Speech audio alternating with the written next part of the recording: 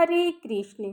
व्रत केवल नियम नहीं होता, ये विश्वास होता है कि विश्वास की सबसे सुंदर परिभाषा है भगवान और भक्त का रिश्ता। इसीलिए आज योगिनी एकादशी की पावन कथा सुनने से पहले आइए फिर एक बार उस दिव्य संबंध को याद करके जो एक साधारण भक्त को भगवान के हृदय तक पहुंचा देता है। कभी मीरा की पुकार पर बांसुरी गूंजती है तो कभी भक्त प्रहलाद के विश्वास पर भगवान का नरसिंह रूप प्रकट होता है, तो कभी तुलसीदास की आंखों से श्री राम दिखाई देते हैं, तो कभी सुदामा की भिक्षा से द्वारिकाधीश भावुक हो उठते हैं। भक्त और भगवान के बीच का ये संबंध न रस्मों से बंधा है, न मंदिर की दीवारों में सीमित है। ये तो प्रेम, समर्पण और विश्वास की डोर से जुड़ा है। योगिनी एकादशी उसी डोर को और मजबूत करने का पवित्र दिन है, जहाँ पुण्य तो मिलता है और साथ ही हृदय से कलुष और जन्म जन्मांतर के पाप भी समाप्त हो जाते हैं। तो आइए प्रोषिताओं, सबसे पहले सुनते हैं एक ऐसा प्रेरक प्रसंग जो भगवान और भक्त के इस पवित्र संबंध को उजागर करता है, और उसके बाद आप सुनेंगे योगिनी एकादशी की वह दिव्य कथा जिसमें छिपा है मुक्ति का मार्ग और प्रभु की कृपा का वरदान। श्री पंढरीनाथ भगवान विट्ठल के भक्तों में संत सावदामाली एक महान भक्त हुए हैं। पंढरीनाथ भगवान विट्ठल के भक्तों में संत सावदामाली एक महान भक्त हुए हैं। अरणभेड़ी यानी कि अरण भाव नामक गांव इनका निवास था और व्यवसाय से ये एक माली का काम करते थे। संत सावदामाली और इनकी पत्नी जनाबाई दोनों प्रभु की भक्ति में सदा मग्न रहते। नागू नाम की इनकी कन्या भी बड़ी उच्च कोटि की भक्त थी। मराठी भाषा में साव का अर्थ चरित्र वो सज्जनता होता है और सावदा ये भाववाचक शब्द है। सभ्यता, साधारणपन, ये इसका अर्थ होता है। संत जी हमेशा कहते और मानते थे कि ये वाद भगवान के हैं और भगवान ने हमें इसकी देख रेख हेतु नियुक्त किया हुआ है। बाग में तरह तरह के फल फूल और सब्जियां लगे हुए थे। बाग में वातरी यानी वैष्णवों के द्वारा पंढरपुर यानी संत सावदामाली की जो बगिया थी वो बगिया ही थी ऐसी कि एक दिन गांव के एक व्यक्ति ने गांव में एक बात फैला दी कि सावदामाली नास्तिक है, वो कभी भगवान का दर्शन करने नहीं जाता और पंढरपुर यात्रा को तो बिल्कुल ही नहीं जाता।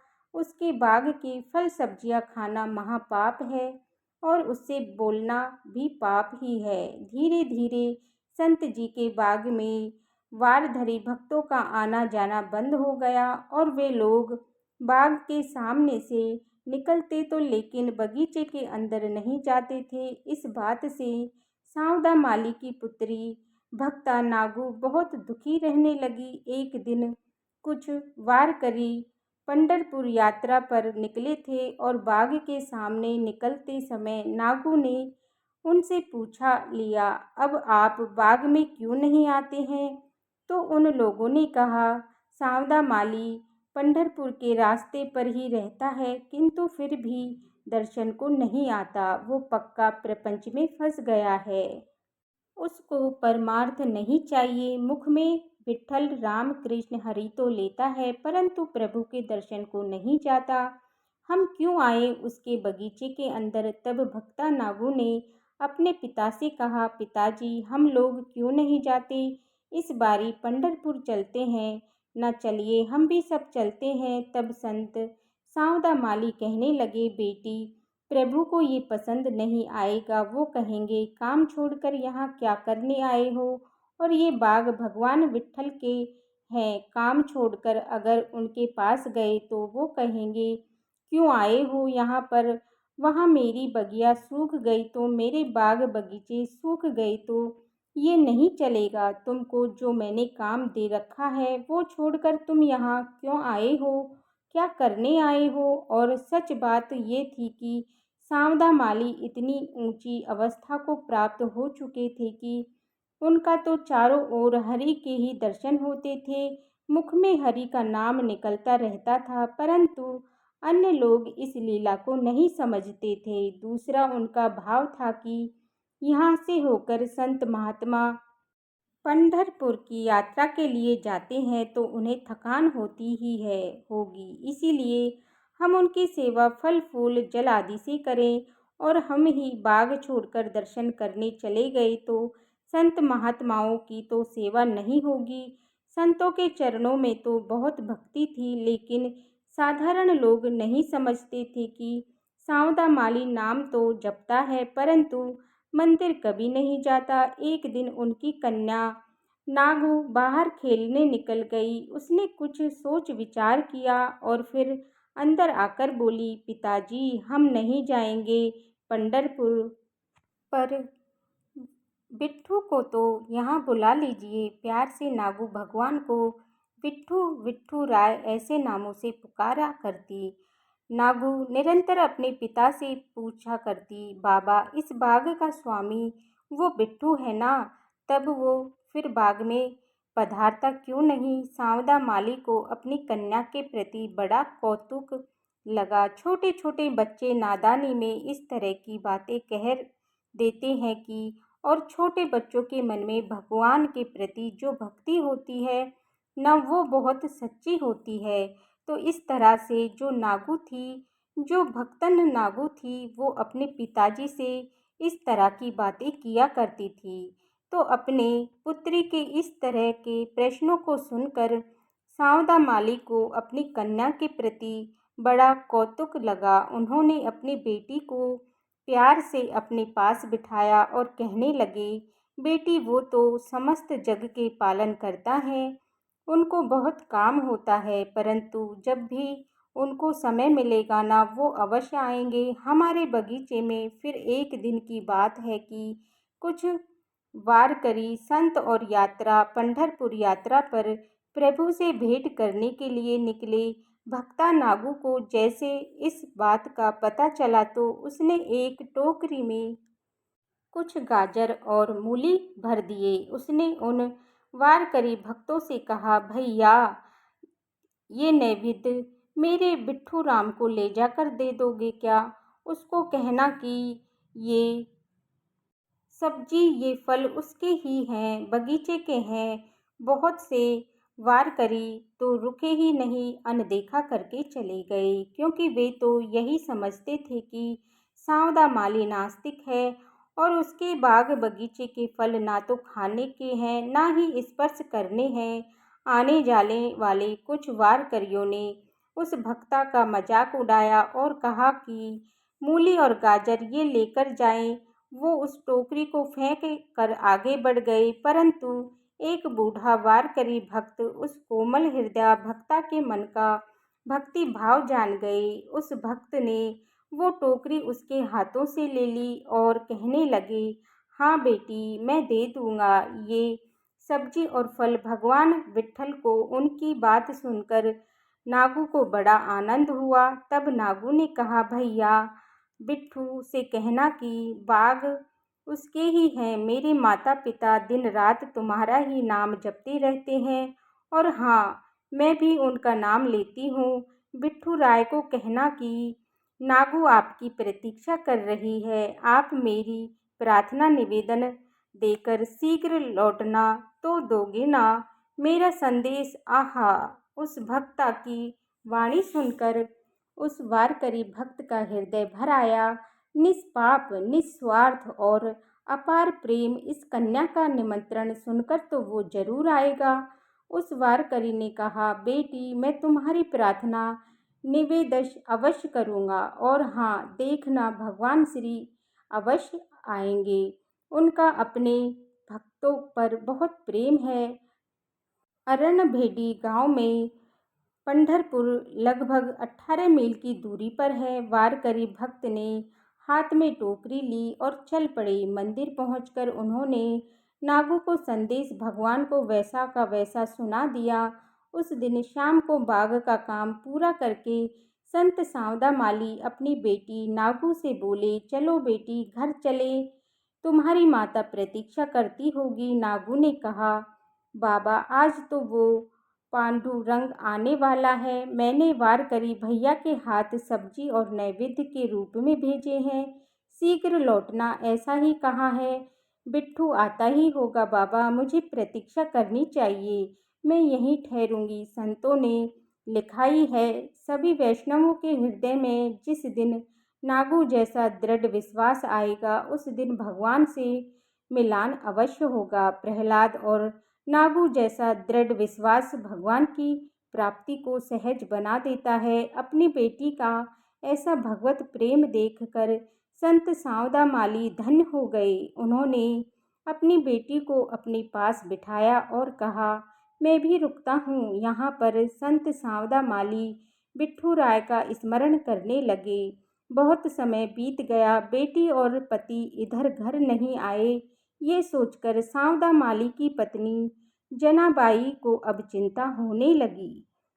कुछ देर प्रतीक्षा करने के बाद अब जनाबाई भी बगीचे में ही आ गई। बेटी की प्रेम अवस्था और प्रभु भक्ति देख जनाबाई की आंखों से भी आंसू बहने लगे।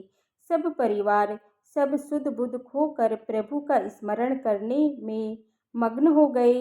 ना जप करते करते पूरी रात बीत गई, किसी को पता ही नहीं चला। नागू ने भगवान का दर्शन प्राप्त करने के लिए बस रट लगा दी थी। यहाँ तक कि उन्होंने ऐसी जिद पकड़ ली कि अन्न जल त्याग दिया और भजन में ही लगी रही। उधर बूढ़े वारकरी भक्त ने जैसे ही भगवान को नागू का संदेश सुनाया और फिर प्रणाम किया, उसी क्षण तत्काल प्रभु मंदिर से बाहर चले गए और सीधे संत सांवदा के बाग में चले गए। सांवदा माली के पास जब प्रभु आए, तब प्रभु के दर्शन केवल सांवदा माली को ही हुए थे। उन्हें देखकर संत जी ने विचार किया कि अब इस सुंदर बिट्ठू को कहाँ रखें और क्या करें। आहा, ऐसी हलचल अब उनके मन में होने लगी। अब श्री कृष्ण तो नटवर हैं, अब भला उनकी लीला को कौन समझ सके। प्रभु ने विचित्र लीला की और भगवान पांडुरंग कृष्ण बोले, बाबा मेरे पीछे कुछ लोग पड़ गए हैं, आप हमको कहीं छुपा लो ना। संत जी ने यहाँ देखा वहाँ देखा कि कहाँ छुपाएं, परंतु बगीचा तो खुला था, छुपने की जगह ही नहीं थी। संत तो सरल हृदय और भोले होते हैं। बिना कुछ सोच विचार के संत सांवदा माली ने सब्जियां काटने का खुरपा लेकर अपने हृदय और पेट के बीच वाले हिस्से को ही चीर दिया। भगवान पांडुरंग ने अति लघु रूप धारण कर लिया और जाकर सीधा संत सांवदा माली के हृदय में जाकर बैठ गए। भगवान भी तरह तरह की रंग बिरंगी लीलाएं करते हैं। भगवान जी को संत जी के हृदय में रहना पड़ा, बड़ा अच्छा लगा। प्रभु हृदय में विलीन हो गए। संत निरंतर अपने हृदय में उस दिव्य ज्योति का दर्शन करने लगे। उनको दर्शन तो आत्म रूप से होता ही रहता, परंतु संत जी सोचने लगे कि अब हमारी बेटी और पत्नी को भला दर्शन कैसे हों। भगवान तो साकार रूप तो मेरे हृदय में ही विलीन हो गया। अब कृष्ण की रस स्वरूप को प्रकट करके बेटी और पत्नी को दर्शन कैसे कराएं। संतों का शरीर ही एक मंदिर है, उनके हृदय में भगवान और भक्ति का निवास होता है। अंग अंग में तीर्थ विराजते हैं। संत केवल मंदिर में ही नहीं अपितु कण कण में भगवान का दर्शन करते हैं। इस बात की प्रतीक्षा करने के लिए भगवान ने फिर एक लीला की। पंढरपुर में उसी दिन बहुत से वारकरी भक्तों का समूह मंदिर में आया, लेकिन प्रभु वहां दिखाई नहीं दिए। अब किसी की समझ में कुछ नहीं आ रहा था। बाद में श्री निवृत्तिनाथ, ज्ञानदेव, सोपानदेव, मुक्ताबाई आदि अनेक महान संत भी उस दिन भगवान विट्ठल के दर्शन के लिए पंढरपुर में मंदिर में पधारे। अंदर जाकर देखा तो भगवान तो मंदिर में ही नहीं। अब भगवान को ढूंढे कैसे। संत श्री ज्ञानदेव जी ने कुछ क्षण ध्यान लगाया और कहा, चलो भगवान अरंड गांव में कहीं गए हैं। भगवान के कंठ में तो तुलसी हार होता ही है, अंगों से भी सुंदर सुगंधिती आती है। सुगंध के पीछे पीछे चलकर ही पता चल जाएगा कि भगवान कहाँ हैं। अब क्या हुआ कि सब संत मंडली तुलसी की सुगंध सूंघते सूंघते चले जा रहे हैं। चलते चलते आ पहुँचे श्री सांवदा माली के बगीचे में ही, और नागू उस समय सांवदा माली की गोद में सिर रखकर विरह में बिट्ठू स्मरण कर रही थी। संतों को देखकर सांवदा माली आनंद में भर गई और कहने लगी कि आज हमारा भाग्य बड़ा है, हम धन्य हो गए। संतों के चरण से आज हमारा घर पावन हो गया। तब नामदेव जी ने कहा, बाबा आपका भाग्य तो बड़ा ही है। हमारे चरण यहाँ पर पधारे हैं इसीलिए नहीं, बल्कि इसलिए कि भगवान पांडुरंग यहाँ आए। बताओ तो जरा हमारे प्रभु कहाँ हैं। संत सांवदा माली कहने लगे, मैं तो स्वयं प्रभु की प्रतीक्षा कर रहा हूँ। मेरी ये पुत्री 4 दिनों से अन्न जल त्याग कर भगवान के आने की आस लगाए बैठी है। तब नामदेव जी ने कहा, कुछ भी मत बोलो। ज्ञानदेव जी ने कहा, प्रभु यहीं पर है, असत्य कैसे होगा। बताओ प्रभु को तुमने कहाँ छुपाया है। तब सांवदा माली ने कहा, मैं प्रभु को कहाँ छुपाऊं, और क्या कहीं प्रभु छुपकर रहने वाले हैं। वो क्यों छुपेंगे, और अगर भगवान छुपे ही होंगे तो फिर मेरे हृदय में ही होंगे ना, दूसरी जगह कहाँ होंगे। भला मुझे तो प्रभु सर्वत्र दिखाई देते हैं, वो तो कण कण में व्याप्त हैं। ये फूल पौधे ये सब उनके ही तो हैं, रूप हैं।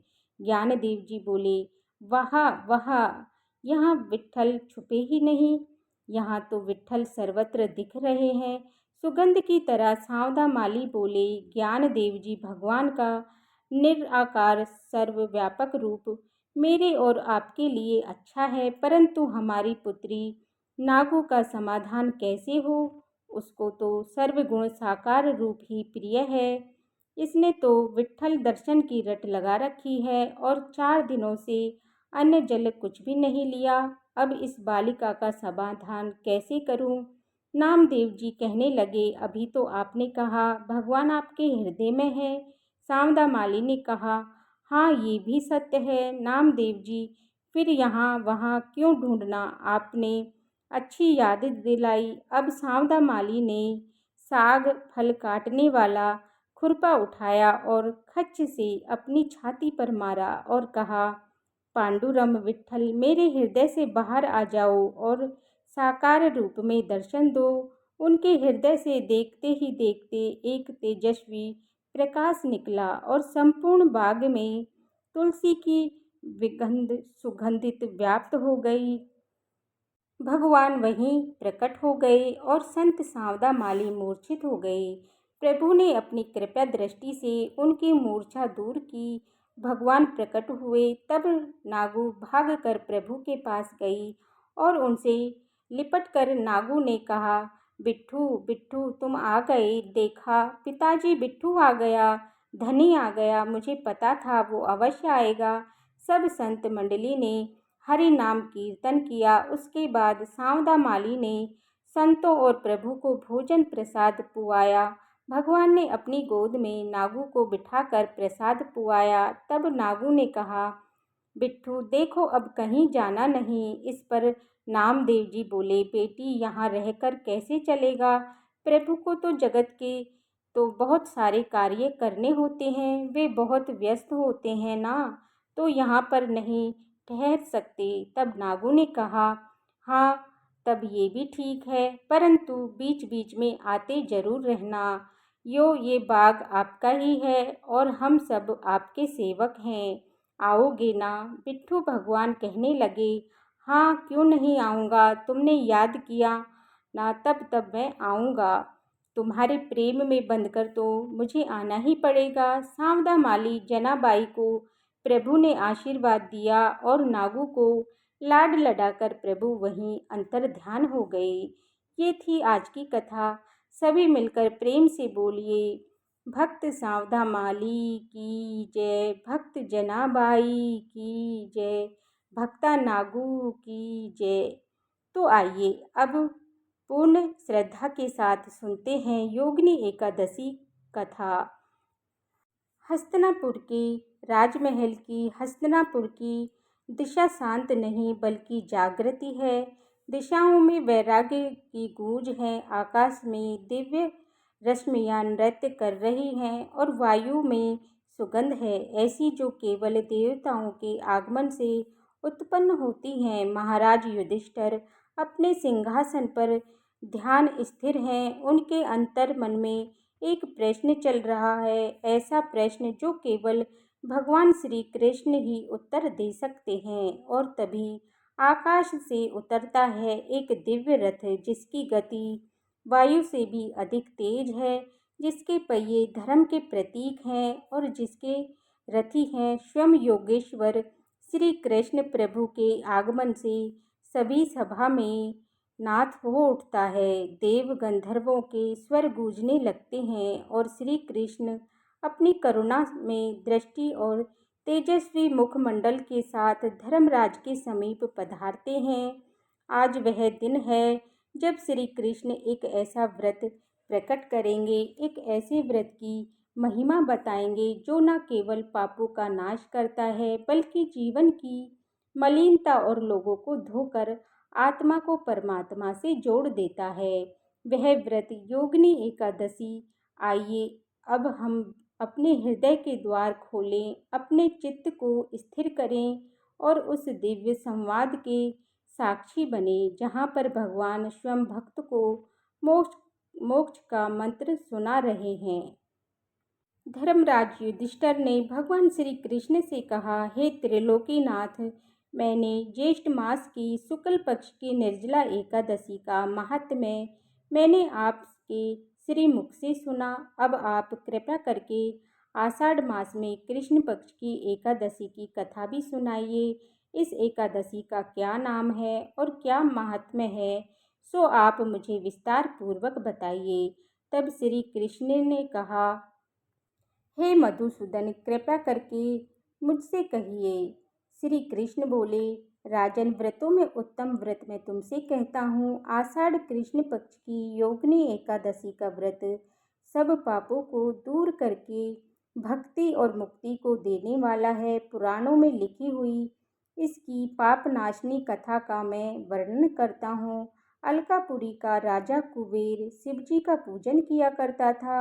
उसका माली हेममाली नाम का यक्ष था। उसकी स्त्री सुंदर थी, उसका नाम विशालाक्षी था। वह माली उससे स्नेह युक्त होकर कामदेव के वशीभूत हो गया। वह मानसरोवर से फूल लाकर अपनी स्त्री के प्रेम में फंसकर घर पर ही ठहर गया। फूल देने के लिए कुबेर के स्थान पर नहीं गया। हे युधिष्ठिर, मध्याह्न के समय कुबेर जब शिवालय में शिवजी का पूजन करने लगे तब वहाँ फूल दिखाई नहीं दिए। हेममाली अपने घर में अपनी स्त्री के साथ रमण कर रहा था। विलंब के कारण कुपित होकर कुबेर बोला, दुष्ट हेममाली क्यों नहीं आया, इसका निश्चय करो। वे बोले, हे निप्र, वह स्त्री का प्रेमी अपने घर पर स्त्री के साथ क्रीड़ा कर रहा है। यह सुनकर कुबेर क्रोध में भर गया और शीघ्रता से हेममाली को बुलाया। देर हो जाने के कारण वह माली भी भय से व्याकुल होकर वहां आया। कुबेर को नमस्कार करके सामने खड़ा हो गया। उसको देखकर कुबेर के होठ क्रोध में फड़कने लगे और कुपित होकर कुबेर ने कहा, अरे पापी, दुष्ट, दुराचारी, तूने देवता का अपमान किया है, इसीलिए तेरे शरीर में श्वेत कुष्ठ हो जाए और स्त्री से सदा वियोग रहे और इस स्थान से गिरकर नीच गति को प्राप्त हो जा। कुबेर के इस प्रकार कहने पर वह उस स्थान से गिर गया और श्वेत कुष्ठ से पीड़ित होकर बहुत दुखी हुआ। ऐसे भयंकर वन में गया जहाँ अन्न और जल नहीं मिलता था, परंतु शिवजी की पूजा के प्रभाव से उसकी स्मरण शक्ति नष्ट न हुई। पाप युक्त होने पर भी पहले के कर्म का स्मरण बना रहा। वह भ्रमण करता हुआ हिमालय पर्वत पर चला गया। वहां पर तपस्वी मार्कंडेय मुनीश्वर का दर्शन किया। हे राजन युधिष्ठिर, उसकी आयु ब्रह्मा जी के 7 दिन के बराबर है। उनका आश्रम ब्रह्मा जी की सभा के समान है।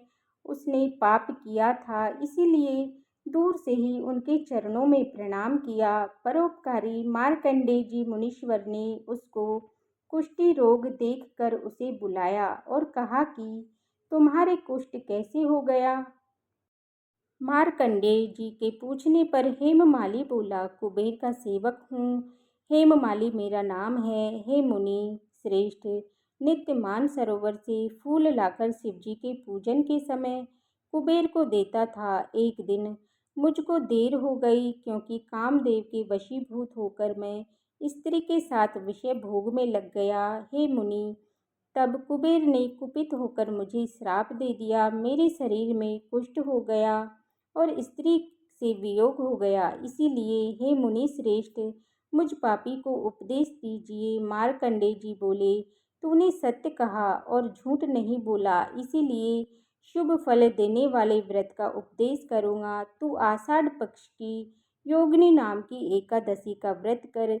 इस व्रत के प्रभाव से निश्चय कुष्ठ दूर हो जाएगा। मुनि के इस वाक्य को सुनकर उसने पृथ्वी पर लेटकर प्रणाम किया और उसने यह उत्तम व्रत किया। इसके प्रभाव से वह देव रूप हो गया। स्त्री से उसका मिलाप हो गया और अच्छा सुख मिला। हे युधिष्ठिर, बड़े पापों को दूर करने वाली और बड़े पुण्यों का फल देने वाली आषाढ़ कृष्ण एकादशी व्रत मैंने तुमसे कहा। भगवान श्री कृष्ण युधिष्ठिर को व्रत का महात्म्य बताकर राजसभा एक बार फिर शांत हो गई। ये शांति वैसी नहीं जैसी पहले थी। अब ये शांति है पूर्णतया की और ज्ञान की, और प्रभु की कृपा से मिटी। धर्मराज युधिष्ठिर के मुख पर अब प्रश्न नहीं बल्कि समाधान की शांति है। भगवान श्री कृष्ण के वचनों ने पाप और संशय के हर अंधकार को हर लिया है। योगिनी एकादशी की वह कथा जिसमें केवल पाप मोचन नहीं बल्कि आत्मा और परमात्मा के मिलन का रहस्य छुपा है, वे अब पूर्ण हो चुकी है। श्री कृष्ण के श्रीमुख से निकले शब्द आज भी आकाश गंगा में गूंज रहे हैं, जैसे कह रहे हों, जो इस व्रत को श्रद्धा से करेगा वह जन्मों के बंधनों से मुक्त होगा, और जो इसकी कथा सुनेगा उसका हृदय स्वयं पावन हो जाएगा। और अब प्रभु श्री कृष्ण का रथ धीरे धीरे आकाश की ओर उठ रहा है। पीछे रह जाती है हस्तिनापुर की वो सभा, जो अब केवल ईंट पत्थर की नहीं बल्कि पूर्ण की धरोहर बन चुकी है। आइए हम भी इस व्रत का स्मरण केवल एक परंपरा की तरह नहीं बल्कि आत्मा की पुकार की तरह करें। हृदय से स्वीकार करें भगवान श्री कृष्ण का वह वचन पाप मिटाने नहीं बल्कि हमें प्रभु से मिलाने आया है। इस प्रकार योगिनी एकादशी की पूर्ण कथा यहीं पूर्ण होती है, पर इसकी कृपा शाश्वत है, अंतकाल तक हमारे जीवन को आलौकिक करती रहे। इसी कामना के साथ जय श्री हरि, जय योगिनी एकादशी की। तो प्रेम से बोलिए ओम नमो भगवते वासुदेवाय नमः। हरे कृष्णा।